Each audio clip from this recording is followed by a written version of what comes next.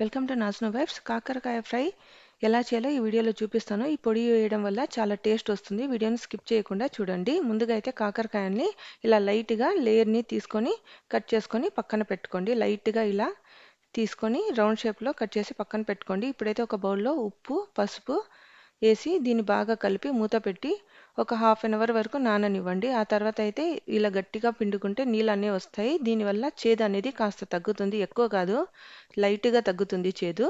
ఆ తర్వాత ఇప్పుడైతే కాకరకాయ, కాస్త పసుపు, 2 టేబుల్ స్పూన్ కారం, ఎండు కొబ్బరి, పోపు దినుసులు, వెల్లుల్లి, ఉప్పు, ధనియాలు, జీలకర్ర, కరివేపాకు ఇలా రెడీ చేసి పక్కన పెట్టుకోండి. ఇప్పుడైతే పొడి కోసం మిక్సీ జార్లో జీలకర్ర, ధనియాలు, కొబ్బరి వేసుకొని బరగ్గా పట్టుకోవాలి.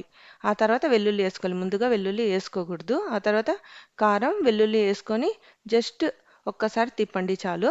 ఇప్పుడైతే పొడి అయితే రెడీ అయిపోయింది. దీనికోసం మనం ఫస్ట్గా ప్యాన్ ఆన్ చేసి 2 టేబుల్ స్పూన్ ఆయిల్ వేసుకొని, పోపు దినుసులు వేసుకొని, పసుపు వేసుకొని, కాకరకాయలు వేసుకొని దీన్ని లో ఫ్లేమ్లో పెట్టి ఫ్రై చేసుకోండి. లో టు మీడియం ఫ్లేమ్లో పెట్టి మూత అనేది అస్సలు పెట్టకూడదండి. ఇప్పుడైతే కరివేపాకు, ఉప్పు వేసుకొని ఫ్రై చేసుకొని దీన్ని బాగా మగ్గించుకోండి. లాస్ట్లో ఫ్రై అయిన తర్వాత కారం పొడి అయితే వేసుకోండి. కారం పొడి వేసిన వెంటనే 2 మినిట్స్ తర్వాత స్టవ్ ఆపేయాలి. ఇప్పుడైతే కాకరకాయ ఫ్రై అయితే రెడీ అయిపోయింది. మీకు నచ్చితే నా ఛానల్ని లైక్ చేసి సబ్స్క్రైబ్ చేసుకోండి.